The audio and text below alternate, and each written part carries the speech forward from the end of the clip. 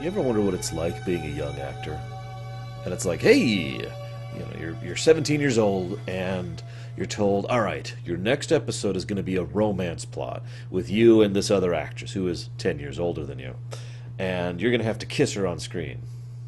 What do you think goes through your mind in that moment? Like, I'm sure at a certain point, older actors are just like, okay, whatever. Like, it doesn't mean anything.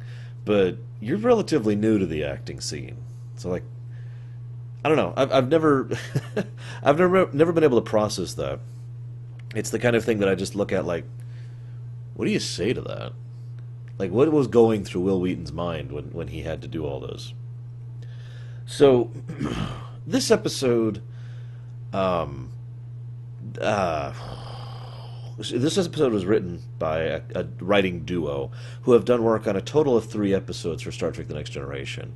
Those episodes are this one, which they did the original story for, The Outrageous Okana, which they did script work for, and The Royale, which they did script work for. Um, I don't know what else I have to really add to that. All 3 of these episodes are, in my opinion, unremarkable at best. And if I'm being absolutely fair, I would call them not good. And so I look at these episodes like, God, what do I have to say about this? And of course, this is a romance plot, and I don't have anything to say about romance. It's me. I'm a robot. Beep boop. Technically, I'm the Lich King, but don't tell anyone. So I look at this episode like, God, what am I saying? I have an entire page of notes here for this episode, so buckle in. First thing I want to talk about is, well, actually, the second thing I want to talk about. So Wes is like, oh my God, here's Lovely Lady. And Lovely Lady's like, oh my God, you're super awesome. And they geek out for a bit. It was a neat little scene. I actually liked it. But then Riker immediately figures out what's going on with Wes. And Wes is like, oh man, she's amazing. And that is the first thing I want to talk about. I've been a teenager. Long time ago. No. And I remember what it was like being that stupid. And I'm going to say that as bluntly as I can. I don't know how many of you out there look back with embarrassment at your teenage flirting/dating years, but I do. I look back like, really, kid? Really? Just want to go back in time and smack myself. Bam! Wake up. Huh? But she's so wonderful. No, she isn't. Chill. just chill. Use the brain, not the other one. Oh, okay. But I mention that because this episode does this pretty much consistently throughout the whole episode. It is, I suppose the word I want to use is realistic with regards to how a teenager having his first crush would really act. And let's call it what it is. This is a crush. So it's realistic, and it's believable, but that doesn't necessarily make it good. And it also means the entire episode is centered around this fact. No, seriously. Despite the fact that this episode has 3 separate points, which are all interesting to me, and engaging and fun, and there's some cool ideas there, this episode takes all those ideas, usually gives them 1 or maybe 2 lines of backstory, and then flings them out the window and spends all its time and effort and focus on Wesley. Why? Like, I'm sorry, I know why. I know the answer to this. But it almost feels like someone made this beautiful, amazing, like, well-crafted cake, right? Just bear with me. And this cake is like, it's delicate, but it's intricate. It's got these amazing designs, and it's brilliant. It tastes brilliant. And they say, all right, you can have a bite of the cake, and then we're going to feed you some McDonald's. Like, that's what this episode felt like.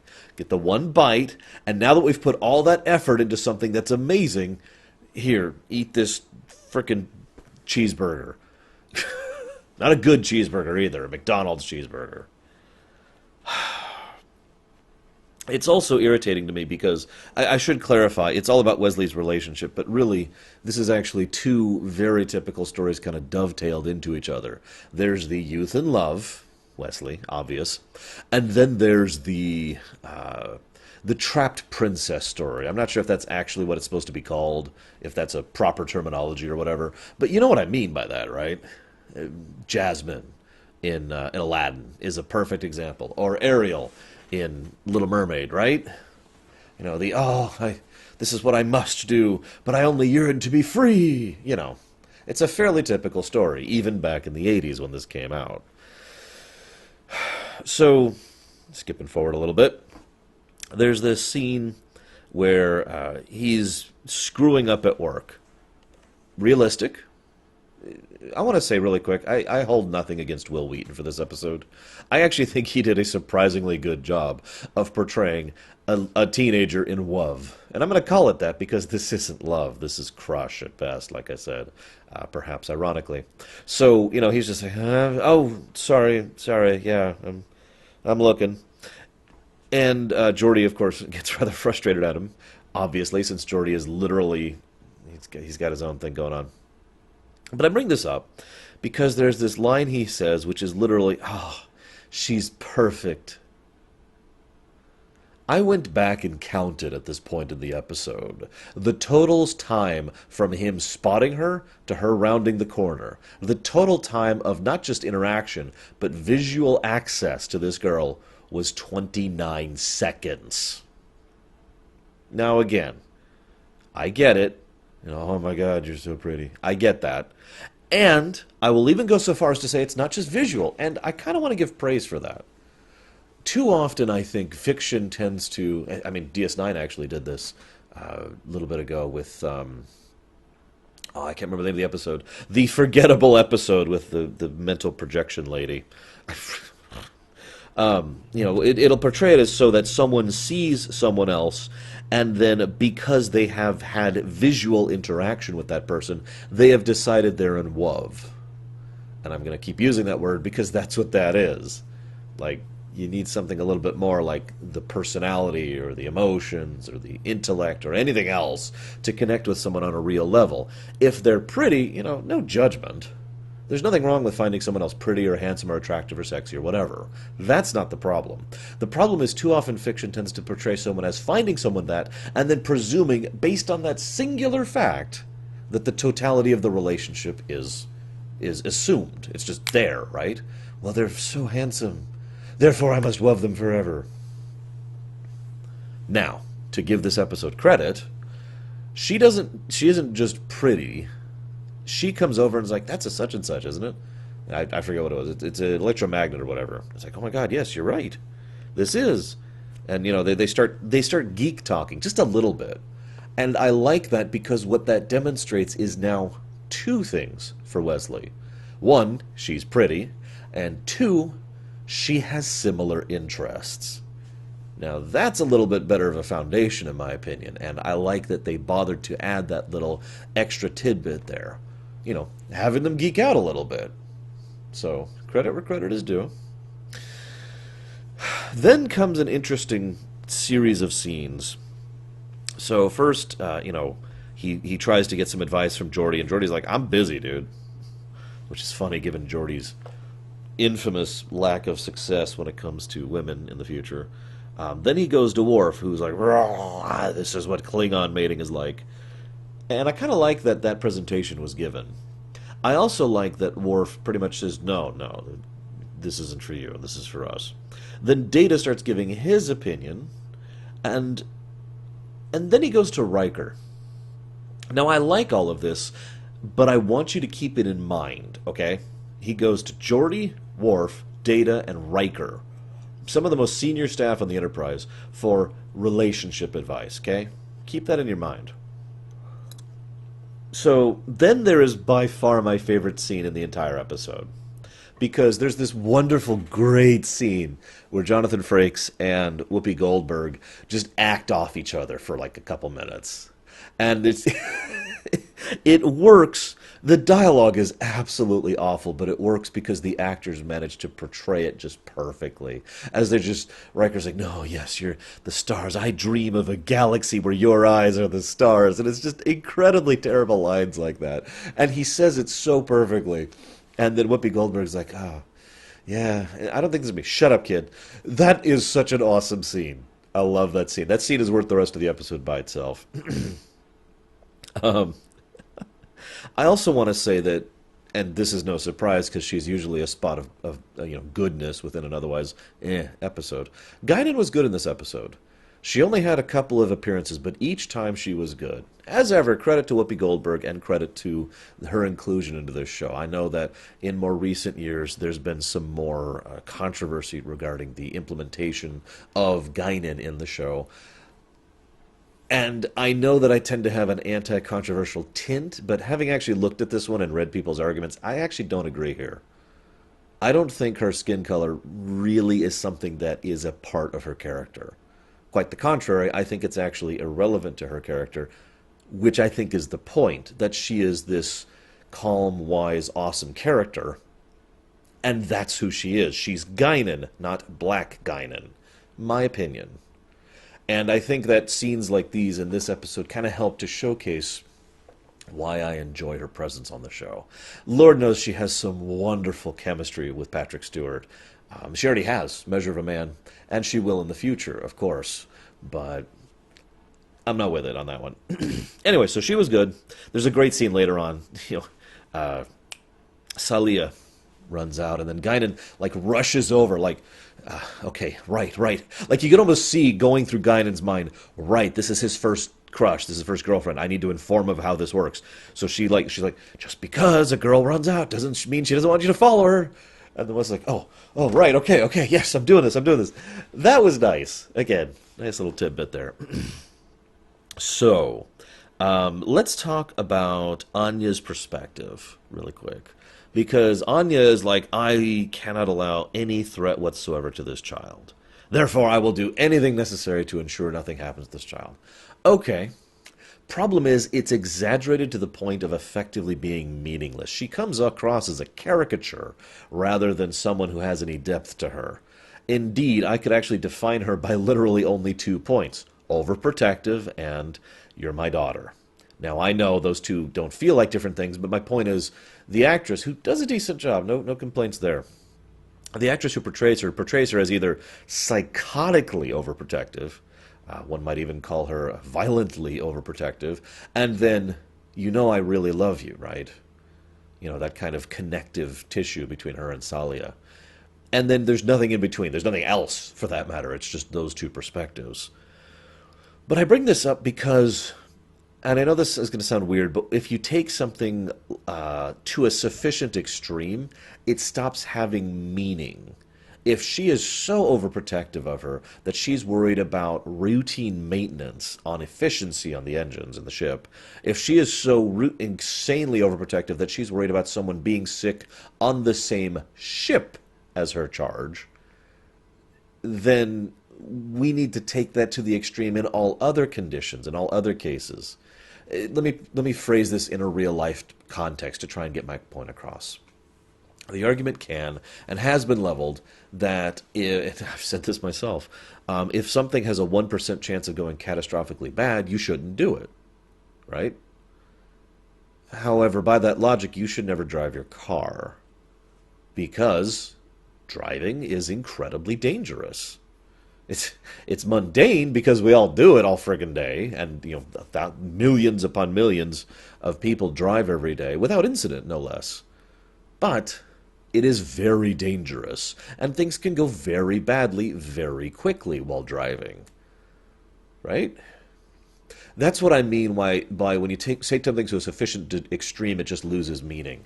Because at that point, you shouldn't do anything. You shouldn't even be okay with being on a ship.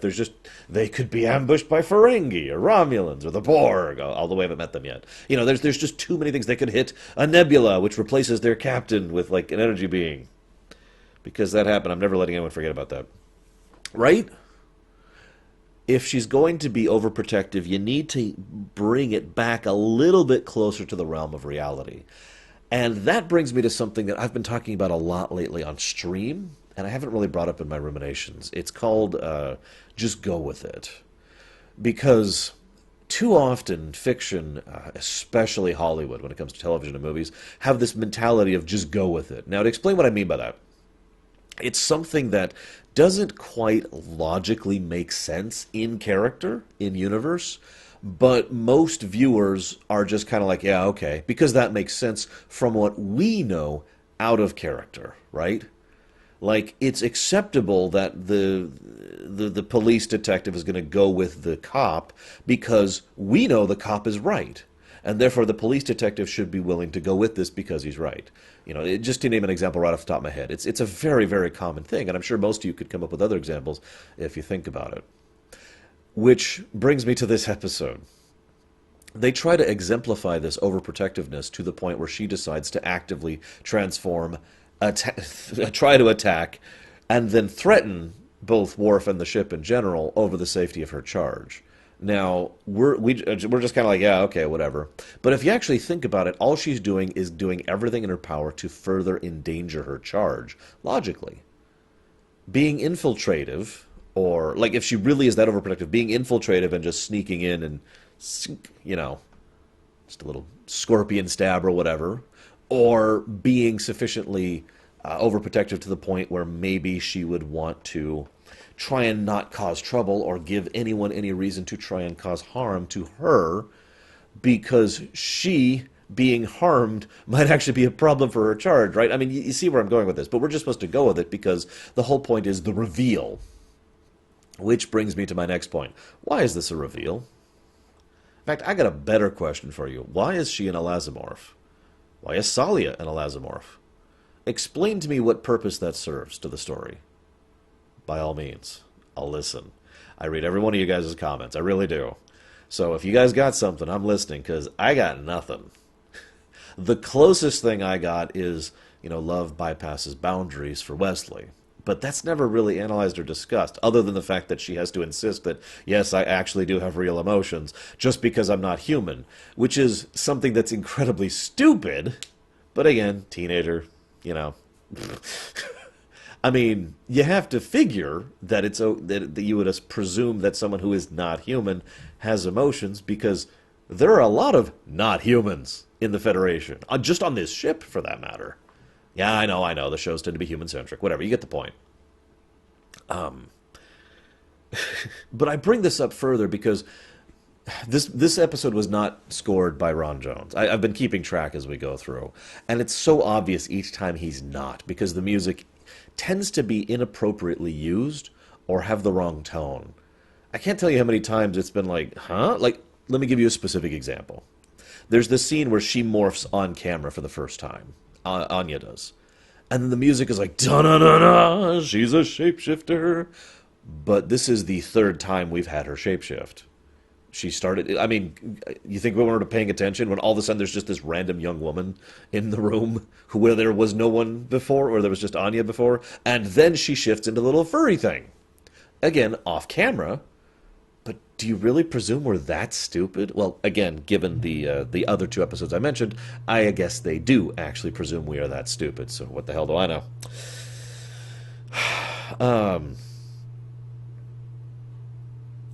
And I'm looking at my notes here. Sorry, I kind of strayed a little bit here. One of the creators, I forget whom, mentioned something about how they were sad that there was no real conflict in this episode. Like, that was a bad thing. Now, that kind of irritates me a little bit, because I'm one of those people who firmly believes against the threat of the week mindset. I have been championing the not threat of the week mentality for story design for a really long time now. Way longer than I've ever had this show. So, it irritates me because, people look at the episode like, just to name one off the top of my head, Family, over in season 4, right? Like, you can't have there are people who would say you can't have an episode like that. In fact, when we get there, I will discuss how they had to fight for that episode to even happen because, well, there's no conflict of the week. Uh-huh. Although, obviously, there was also some space stuff, but we'll get there. Point being, despite this mentality, they actually do have a threat of the week. It's Anya. And I'm sorry, that's not me being technical, because I don't think she's a threat of the week. But the episode really wants me to think that. Every time she interacts with someone else, she is incredibly antagonistic. She flat out threatens Worf to his face, and Picard to his face. I am more powerful than you could possibly imagine. Like, she's practically got the vampire ego syndrome going on, right? Or, since we recently went through the Legion lore run, she's practically acting like one of the Legion demons. I am super amazing. You found me out. I mean, it even fits. She's even a shapeshifter. And then it's over because They leave. They're done. Oh yeah, that reminds me of an interesting question. Um, why didn't the episode end at about the 33-minute mark? Like, I remember, I'm jotting my notes down. And I look up and I look at the episode. It's got like 15 minutes left or whatever. And I just stare at that like, that doesn't seem right. The episode's concluded. All of the story arcs are done. And the last 15, or it's actually like 12 minutes or so, just sort of meander. I have very little to say about that period of time because nothing really happens. Um, I do like, I'm not even commenting on the Wesley holodeck thing, although I do like its usage here. I wish they did more, but obviously special effects, budget, I get it. But I do like its usage, the idea of you're not going to see a lot of other worlds, let me show you these other worlds. I do like how Wesley is stupid enough to insist that she could do something like stay on the ship and not go because there's no way in hell that's actually going to happen. I do wonder why it is that these people being shapeshifters is unusual, since for some reason the Federation, like I guess the Federation is incompetent. I mean, Lord knows that's pretty much the predominant theme of Season 1, right? But let's look at this timeline here. So there's this race of people, which we'll cover, but I haven't even talked about them yet. And they've been at war for forever, or at least conflict for forever. And they want the Federation to be a neutral party to take one of their children over here along with a caretaker so that they can be taken care of. Obviously, that caretaker wasn't overprotective then because we don't hear any issues about that, right? Anyways. So the Federation does so, and never scans them or does a routine medical check or anything whatsoever. And so they just automatically assume that they're just human, because why would we learn anything about this random species that reaches out to the Federation? How did they even know about the Federation? How did the Federation not know about them? Everyone acts like these people being elasmorphs is unusual. And like, oh my gosh, we had no idea. I believe a direct quote from Picard is, I've never seen anything like it. What? I know. Just go with it. So, I do like Picard's scene with Wesley. I think it's exactly what it should be. It shows how Picard does have a degree of caring about Wesley. I like that. It does show that he treats him with a degree of respect, which I like, and it does show that he expects him to basically act like Picard does. Picard has feelings and emotions, and I will cover this throughout the whole of the series, but the duty, the responsibility, that comes first. So, Wes, I don't like to interfere with this kind of thing, but in this case I gotta insist. He doesn't say I'm sorry, but it gets across. And I like that Wesley, and again, credit to Will Wheaton on this one, he takes several seconds to respond as he's just, processing, and he's like, you could just see him thinking it through, like, I don't want to do this. And it's almost like he's trying to figure out some way around this, like some way to finagle through this. And nope, he's got nothing. So he just says, okay, sir. I did like that. Good scene, good scene. And then Salia gets out. And goes to meet Wesley. Now, I got to be honest, when I first saw this episode, I remember thinking, oh my god, it's Anya, and she's come to kill Wesley. And then Anya shows up. So no, that actually was Salia. How did she get out? Now, I know the episode hints about that. It says, oh, we have erected a force field, so no matter how small they become, they won't get out. That is such a hand wave. I mean, we could probably come up with some kind of way that she could get out if she goes down to like a frickin' microscopic level or whatever, or that of a bug to squeeze under the door or whatever. But at the same time, I look at this like, really? That's where we're going with this? She just gets out, in spite of the overprotective mother, who apparently isn't looking long enough to see it. Now, I know she was sleeping, but obviously she was, she follows her seconds later. Now, I bring that up for two reasons. Number one, because this time when watching the episode, I was like, oh, that's Anya. And then I paused, I was like, wait, no, that isn't Anya. I forgot about that, because it's so obvious, the way presenting it, like, this is Anya. She's almost acting out of character. But number two, what's up with the elasmorphs?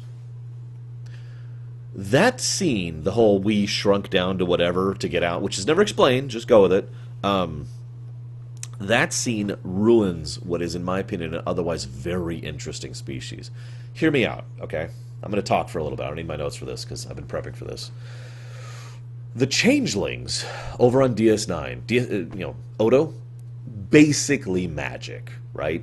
I've talked about that over there. There's ways we could probably tech around this, but functionally speaking, the way they completely ignore volume and mass and function, they're basically magic. The fact that Odo can just into a little cup is basically magic. Now, I'm okay with that, to be clear. That's not a complaint. It's just something I feel we need to acknowledge, right? But the elasmorphs are actually a far more realistic take on shapeshifters, aside from the shrinking thing, and I wish they did more with that. So, throughout this episode, we learn a few things about them, and this is mentioned in some of the ancillary works as well, about how the elasmorphs can shapeshift, but they generally have to shapeshift into something else that is a living thing. To explain what I mean by that, Odo functionally does not have organs or eyes or anything like that. He looks like he does, but if you were to think about him, he's kind of like a hologram, actually, like the Doctor. There's nothing inside there other than just the empty space or the energy or the mass or whatever, right? Sense make?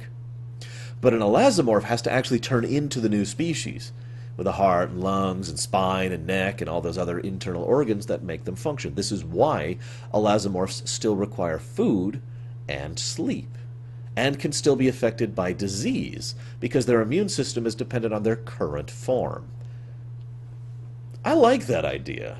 I like the idea of someone who can shapeshift, but has to shapeshift into something that functions.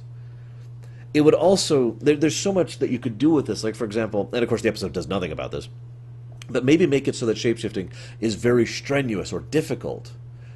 To explain what I mean by that, let's say that I'm sitting here and I shapeshift into a new form. As I do so, I am effectively a brand new, Vulcan or whatever, right? I have completely shifted around my body to be that of a biological Vulcan. But it's also a biological Vulcan at full adult status who has not eaten or drunk in a while, or breathed for that matter. Like, those first few moments should be like, whoa, and then, getting a drink, getting some food in me because I'm suffering from blood sugar issues, right? Because there's nothing in me to help power me. Too many people think, just ignore the fact that living beings need some sort of fuel in order to function. In fact, it's actually been pointed out before that Vulcans themselves bypass this rule way too much, because Vulcans logically should be taking in way more calories than they do in order to keep their brains and their bodies powered functionally. Yes? We're going to be out for a bit if you need to check your router. Oh, okay. Because you never texted me. I was, yes. Okay. Thank you. Have fun. So I know we already kind of bypassed this rule in Star Trek in general, but I like the idea of these elasmorphs being basically chained to the idea that shapeshifting is hard and requires more or less immediate recovery, right? And of course they still need to intake in order to function. It would also partially explain certain things, like why she would run around as a little furry thing, which logically would require less upkeep than most other forms, or the old woman for that matter. There's a lot you could do with that idea, and I wish they did more with it. They don't. And all of it is, like I said, kind of thrown out the window by the fact that apparently, they never explain this at all, but apparently they shrunk down to something so small that it snuck out of the room and no one noticed it, and then zoomed right back up in order to interact with Wes. Anywho, so then they get to the planet, and they're like, oh my god, we've got this mega super powerful booster to send a communication signal through. It's so powerful, it's more energy than the entire Enterprise can generate, which is pretty damn impressive. Oh, it's also got some beam down coordinates. Let me say that again in case you missed that. The Enterprise physically lacks the ability to communicate with the planet, but can beam down no problem. I could dissect that and how little that makes sense, but just go with it. So, we cut to Wes. He's all pissy. And I know human beings tend to make exaggerative claims a lot, but I notice in fiction too often someone will say something exaggerative to emphasize it. It's actually a subset of the 10,000 years problem. You know, the Doctor Who syndrome. You know, it's got to be this huge thing. Why? Because that way it sounds huge. There's this line that Salia has where we are like unlike anything you could ever imagine. Because the idea of a light energy being is just apparently beyond imagining in Star Trek. Never mind in real life, where we have tons of things like that. Whatever. Then she leaves, thank God. And then we have this great scene, really, with Guinan and Wes. Because, of course, Guinan is awesome. So Guinan is there, and she's talking to Wes. And it's this great interaction. And Guinan is so honest with Wes. It feels like the only scene in the whole episode that was written by an honest-to-God human being rather than a caricature. And I mean that with sincerity. There's some other good character bits here and there, but this is great. You know, you will never feel like this again. Every time you love will feel differently, and that doesn't make it any better. And that's just honest truth. It's probably one of the best codas I've seen so far in TNG, going through season 1 up to season 2. I like that because it's just honest truth. However, why is there a Wes romance in this episode? Hear me out. I'm okay with doing romance if you do something with it, if there's some purpose behind it, for the character, for the setting, for the plot, something. But this feels like here's Wes's first crush, the end. And as is so typical with early TNG, and especially late TNG, it feels like it has no impact. Like this is never covered again. And because I don't like to criticize without offering some kind of alternate suggestion, I wanted to toss this idea at you. I would have a couple other people, younger people, closer to Wes's age, late teens, early 20s. Probably at least one of them actually in a uniform, very young. Probably they're I can't remember what that's called. The first mission you do. Like you take some actual real life experience, basically the equivalent of being a thingy. I can't think of the term. Oh my God, I can't think of the word. In real life, it's a thing where you get on-the-job experience, and I can't freaking think of the name of it, but whatever, that, right? So we have younger people. That's the important part. And I want at least one of them to be male. This is important to me. I'll explain why in a second. So have Guinan give her final words to Wes, and have Wes just be like, And then have Guinan get up, pat him on the shoulder a little bit. It's like, I've been there, kid. And wander off.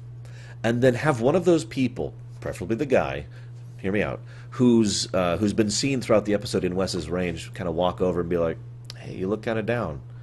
And I would have Wes, if I'm directing, I'd talk to Wheaton, I'd be like, all right, you talked very naturally to Guinan just now, right? I want you to use the same general tone and inflection. You're still down, but you're not awkward. That's very important. You're just naturally talking to this total stranger. It's like, hey, and he's like, hey, what's going on? Oh, there's this girl and blah, blah, blah. Just a brief recap, very brief. And have Wesley look up, and the guy's like, man, I'm sorry, I've been there too. There's this wonderful guy. And just this brief thing, and have him kind of trail off a bit, like, anyways, my name's, blah, blah, blah. What's yours? Well, my name's Wesley Crusher. Then have a bit of a handshake, and then have them just kind of start chatting, and have the camera kind of leave as they're chatting. Now, that's important to me because you remember how earlier the people Wesley went to for relationship advice were Geordi, Worf, Data, and Riker. That's easy. Wesley already has a connection to the upper staff, like it or not. We are at this point. That's where we're at with Wesley as a character. He just is connected with the upper echelons of the staff on the Enterprise, the command crew, right? They're easy. They know him. He knows they're not going to judge him. He knows they got his back. But he's never seen interacting with other people around his age range. He doesn't have, let's put this as bluntly as we can, friends, buddies, right? People you just sit and chat with, right? So I like the idea, in fact, I love the idea, that this experience has a long-term impact on Wesley. This is how you make it matter. This is how I said it's so important that he's a guy. Because Wesley, as portrayed, is obviously interested in girls. But to have him go through this relationship issue and kind of crack him a little bit, hurt him, but in so doing, offer up to him the idea of being more open to others in his age range, rather than staying in the safe zone, reaching out a little bit. That's why I said it's so important that he acts naturally to this guy. And that's why I say it's important that it's a guy. Because the first step of breaking out of that kind of anxiety bubble is getting used to interactions with other people in general. Then you work your way up to something more romantic, or something more intimate, or something more familial, right? You see where I'm going with that? I think that way, and of course, obviously future episodes will have to carry forward with this idea, but that way we can have Wesley kind of opening up a little bit, developing a little bit, and have that matter in the future. Now, normally I'd chop off here, but I'm not going to, because I want to talk about one other thing. I saved it for last, because there were three things that really struck me about this episode. One is what I just talked about, the Wesley developing thing. The other was the elasmorphs, which I already talked about. The third thing is this planet. We have a planet which has, I forget what the proper scientific term is, but one side is dark and one side is light pretty much all the time, right? Because of the way the planet rotates. So you have two wildly different species who have been developed, who I don't think we ever even get a species name for them. The Denebians? I don't know. And these two species, or perhaps cultural groups, they could literally just be different cultures, have developed completely differently and have been in conflict with each other for basically all of their history. All of this makes sense and is a great backdrop. Like, you've got an interesting idea there. And then a member of the leadership of both sides gets together, those two people get together, have a child, and then spirit that child away so that child can be raised in neutral territory, and then can come back with a strong blood claim on the throne of both areas, and in so doing also have blood, tribal ties basically to both species or cultures, thus being a way to try and bridge that gap. That's a great idea. That makes perfect sense. Something like that happened in Battletech, actually. Just to use another example of that, Lord knows that's happened in real life plenty of times. I like that idea, and they don't do anything with it. It's like a throwaway thing in the beginning. Data just exposits for a minute, and then everyone forgets about it, effectively. Other than the, princess problem, the trapped princess problem. I would love to do more about that. To learn more about these people, about are they literally a separate species? Are they only technically a separate species? Like how technically some humans are sufficiently different from other humans, right? Because they're just completely different development. I would love to learn more about what kind of cultures they have, and what kind of technology they've developed, the specific reasons why they've been in conflict other than just not liking each other. I would love the idea that they have been winding down this war for a while, so the idea of peace is even available. That it would make sense that these two leaders would get together for a political union who didn't love each other, who just wanted to get together and try and end the stupid war that's threatening both of them. And they got together, had this child, spirited her away, made this deal with the Federation. Maybe there's something valuable in this world. Maybe there isn't. Maybe this is just the Federation reaching out on a peace mission. Lord knows that's kind of what the feds are supposed to do, right? Like, there's so much more you could do with that, like having a lawnmower go right by your window. And they do nothing with it other than, hey, it's a Wesley romance plot and it's a Princess Who's Trapped plot. I would love for them to really do more with that. But I'm afraid I really don't have anything else to make. I love the premise. I love the elasmorphs. I love the idea of Wes opening up. They don't do anything with all three of these, which I'm left with a very disinteresting and dull episode. Hopefully next week's will be better. I actually have the next one right here. So what is it? It's going to be Contagion. I will see you there, guys.